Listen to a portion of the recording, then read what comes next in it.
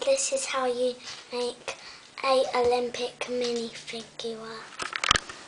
So first you come to the middle and then put it round the neck, and then you put the head on the neck, and then you put the legs on the bottom. You can see these two pegs and these two sticking out bits.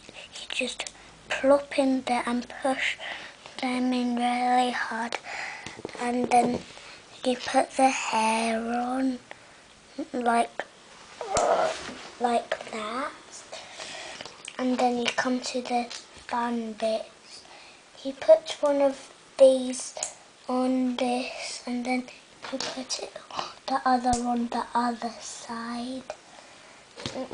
And now what you do is put this on this bit, and last of all put it in the middle here, and there you have it.